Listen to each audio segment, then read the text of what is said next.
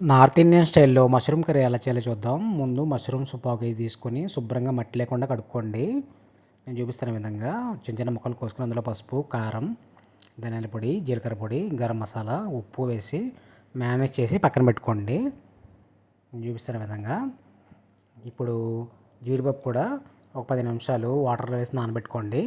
ఇప్పుడు non stick బాండీ పెట్టుకొని 2 టేబుల్ స్పూన్ ఆయిల్, బటర్ వేసుకొని 1 టేబుల్ స్పూను మేనేజ్ చేసుకున్న మష్రూమ్ ఉన్నాయి కదండి పుట్టగొడుగులు, అవి కూడా అందులో వేసి మగ్గించుకోండి. ఈలోగా మనం పేస్ట్ తయారు చేసుకుందాం. టమాటాలు 2 పండువి, అలాగే జీడిపప్పు నానబెట్టుకున్నాం కదా, అది పేస్ట్ చేసుకుందాం. 2 తిప్పులు తిప్పండి. ఇప్పుడు మష్రూమ్స్ మగ్గినాయండి. ఇప్పుడు వేరే బాండీ పెట్టుకొని అందులో 2 టేబుల్ స్పూన్ ఆయిల్ వేసుకొని, అలాగే దాల్చిన చెక్క, లవంగాలు, జీలకర్ర, పచ్చిమిరపకాయలు, ఉల్లిపాయలు వేసి మగ్గించుకోండి. అలాగే వెల్లుల్లిపాయలు చిన్న చిన్న ముక్కలు కోసుకొని, అలాగే అల్లం వెల్లుల్లిపాయ పేస్ట్ కూడా వేసుకొని, పసుపు, కారం, ధనియాల పొడి వేసుకొని మనం పేస్ట్ చేసుకున్నాం కదండి అది కూడా వేసుకొని, టేస్ట్ తగినంత సాల్ట్ వేసుకొని నూనె పైకి తేలినంత వరకు మగ్గించుకోండి.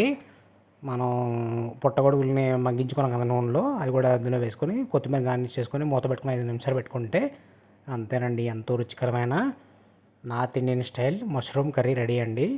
ఇది అన్నంలోకి, దోశల్లోకి, చపాతీలోకి, పుల్కాలోకి, బటర్ నాన్లోకి, ఎందులోకైనా బాగుంటుంది. ఉత్త కర్రీ తిన్నా బాగుంటుంది. చపాతీలు వేసుకొని టేస్ట్ చేసి చూద్దాం ఎలా ఉందో మష్రూమ్ కర్రీ. అలాగే మనం పెసరపప్పు కూర వేసుకున్నామండి.